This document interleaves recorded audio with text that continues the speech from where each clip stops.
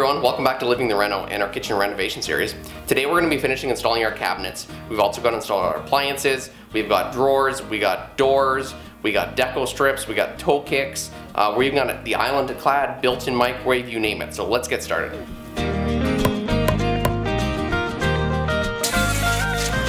Welcome back everyone. Today we are starting off by hooking up our stove's electrical outlet. Back in episode 3 of this kitchen renovation series, we relocated our stove's electrical box so now it is recessed properly into the stud bay. This will allow us to push the stove all the way back against the wall, and with the outlet hooked up, we can now use the stove and cook some better meals. With all the supply chain issues and us changing our minds a few times, we are patiently waiting for our lower cabinet cover panels to come in. So we don't have to delay our countertop measurement appointment, we used some leftover cover panel ends and attached them temporarily to get the spacing right. Now that we got the spacing for the stove set, we are now attaching these two cabinets together by lining up the face frames and making sure that they are level and they're locked into the rail. We also have a cover panel going on the end of these cabinets, so we got a temporary panel piece as well. Our island cabinets now had to be leveled and secured together as well. The adjustable Ikea feet made this task a breeze. We decided to use part of the old laminate countertop as a temporary work surface for our island. We are eventually going to be getting a wooden countertop, which will work nicely with our modern farmhouse theme. This will also be a little bit lighter in weight than the quartz, which is given needing the placement on the island and our old house's floor joist situation. It was starting to feel a little crowded with all the tools, tables, and the island. We condensed our tools and removed a table and moved some unneeded items into the basement.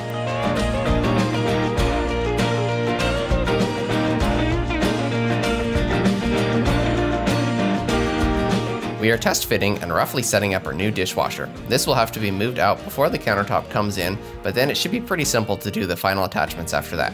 Since we have moved into this house about a year and a half ago, we have not had a dishwasher and we're really looking forward to finally having one, especially since right now we are doing our dishes in a basin in the bathtub. Our countertop has arrived. We did not get any footage of the installation as this was the only thing that we hired out and did not want to film the contractors. We really love this quartz countertop. It's really starting to look like a kitchen. Now we are ready to permanently install our dishwasher and give it a test run.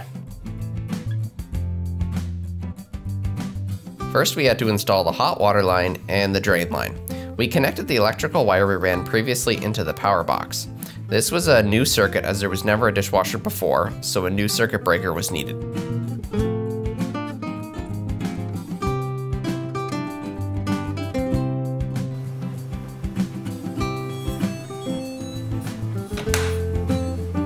Due to budget constraints, we decided to reuse the old faucet.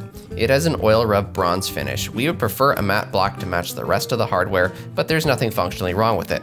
One thing we ran into was the weight for the pull-out sprayer was getting caught on the drain system, so we had to play around with its position a bit to get it right.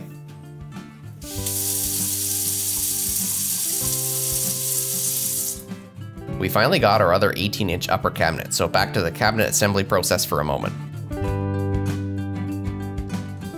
Since supply chains are struggling, we ended up with some cabinets that were built a few years apart, and for whatever reason some were slightly different sizes.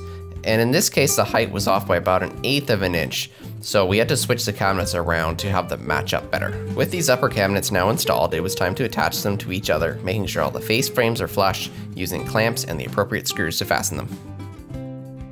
We are using Ikea's island securing kit to attach the cabinets to the floor. These probably would have been easier to install before running the wires and placing the cabinets, but we were not sure exactly where they would end up. We are doing a custom island surround using the shiplap we salvaged from the walls. This means we need a solid backing, in this case we are using some plywood.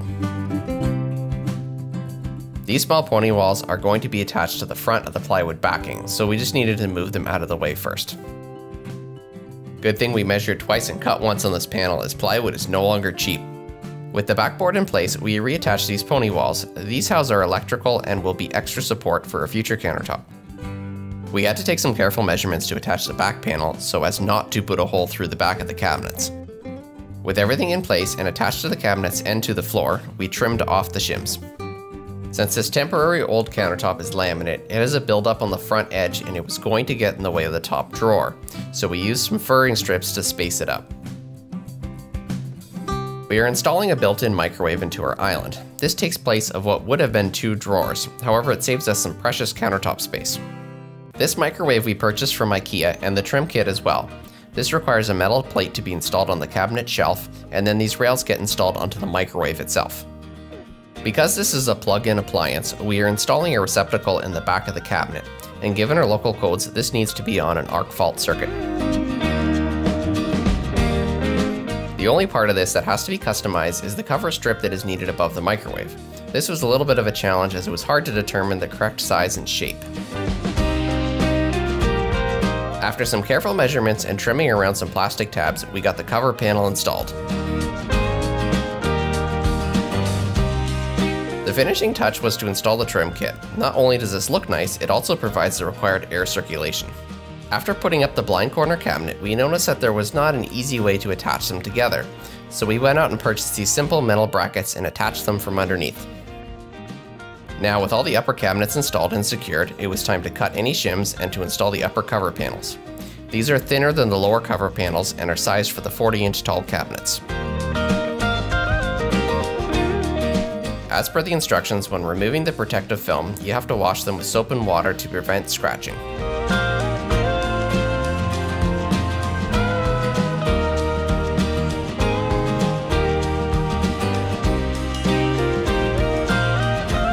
We chose to leave the upper panels at their factory size. This left some sticking down past the cabinet so we can install these deco strips underneath.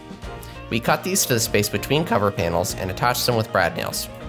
Installing these like this gives us a little bit more space above the counters.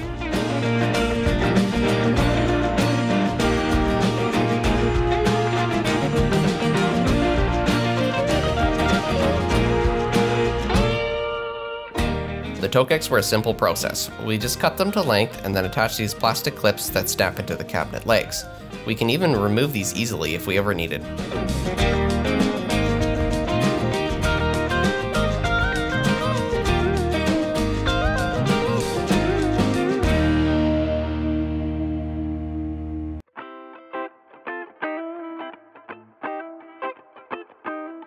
It is now time for the doors. This was a very satisfying process to see. We simply attach the hinges to the doors and the other side to the holes in the cabinet, and they just snap together and are easy to remove if needed.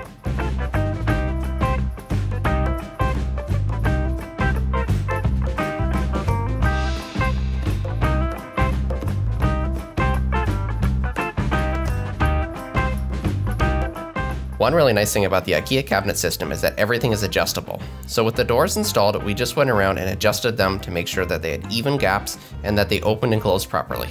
Installing the door knobs was a little difficult to decide where to place them, and it made us a little bit nervous about putting holes into our door fronts. No going back now.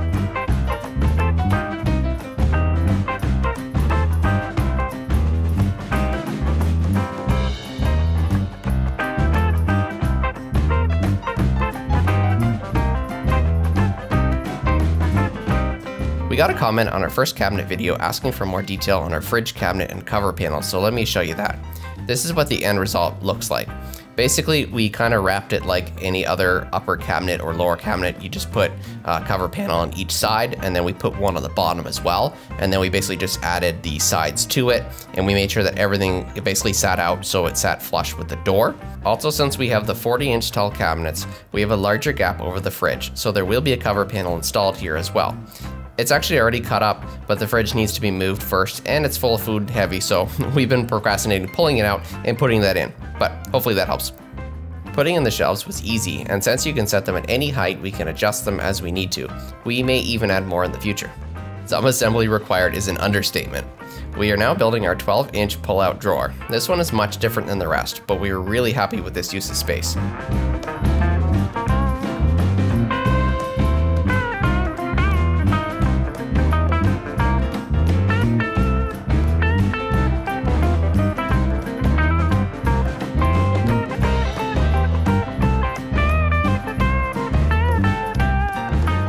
These are for a 15-inch bank of drawers, and once we built one, the rest were pretty much the same. We ended up saving a lot by tackling all this ourselves, and this allowed us the budget to upgrade many things, including making all the lower cabinets drawers.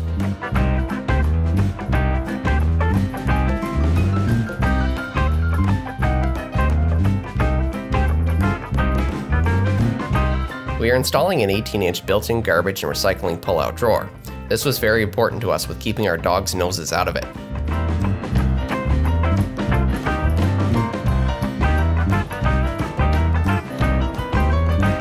Our corner Lazy Susan cabinet has 2 doors that get attached with 2 sets of hinges. We originally wanted the door to open with the hinge by the sink, but unfortunately the sink sits out too far and it would not fit in, so we had to switch it to the other side. We are really excited about these 30-inch drawers. Since all the slides pull all the way out, it's going to provide crazy amounts of storage.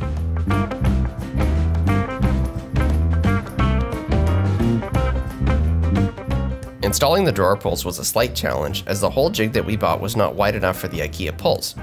We marked the center point of the cabinets, then divided the handle spacing on either side, and then added the difference from the jig, and made new markings on each side of the jig based on the center point of the cabinet. A little confusing, but once we got this sorted, it was a rinse and repeat for the rest. This one handle ended up having some bad threading and was giving us problems. Luckily we had some extra, as the sink cabinet needs a custom solution and was not yet ready for a door or a handle. After marking the holes with the jig, we used a punch to start the hole. After that we used a smaller pilot bit and then came back with the size needed. We started drilling on one side, and before it came out the other we switched directions. This worked great to prevent blowout.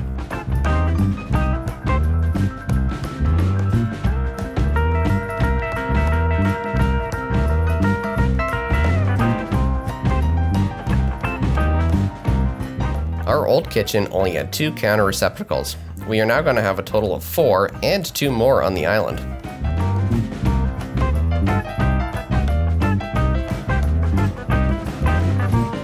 There was never much lighting in the kitchen, and very much less with all the electrical ripped out. Now it was time to install the new LED pot lights. These ones are really neat, as we can adjust the color temperature right on the outside of the unit. Then after we are happy with the adjustment, there is white metal rings that attach magnetically. We are expanding our smart home functions, and before we did not have the required neutral wire in most of the switch boxes. After all the rewiring, we can now install some smart switches. As mentioned before, we are reusing the shiplap from the walls to clad the island. We just had to install a block on the floor by the cabinet to support the bottom. We bought some primed MDF for the end of the pony walls. The starter strip on the cabinet side here was a piece of shiplap where we ripped the tongue and groove off and attached it vertically. Then it was just a matter of measuring, cutting, and then attaching with brad nails.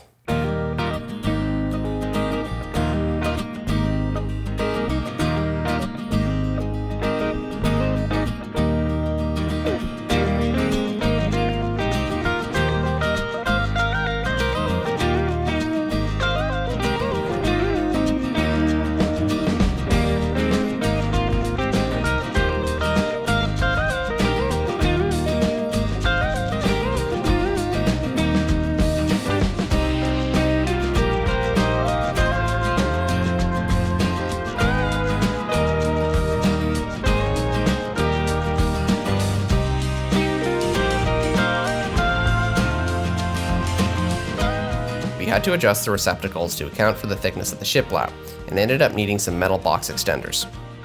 For the island receptacles, we chose to install one with built-in USB power ports. This was not in the original plan, but it was a great idea and upgrade. Now we went around and tested the GFCIs and receptacles to make sure they were functioning properly and wired correctly. We will need a final electrical inspection once we get everything wired up. We found this light fixture at our local Costco, and it fit our design and budget perfectly. It came with various options for heights, and we had to make some additional decisions.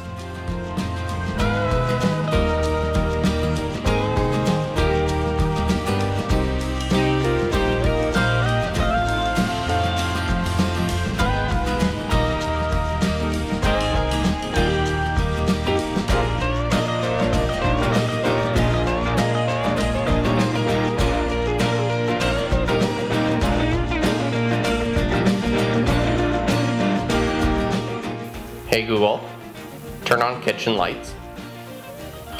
Alright, turning 3 lights on. We sure made some great progress, and our kitchen is now mostly functional. There are still a few things left on the list, so stay tuned and be sure to subscribe, and we will see you in the next one.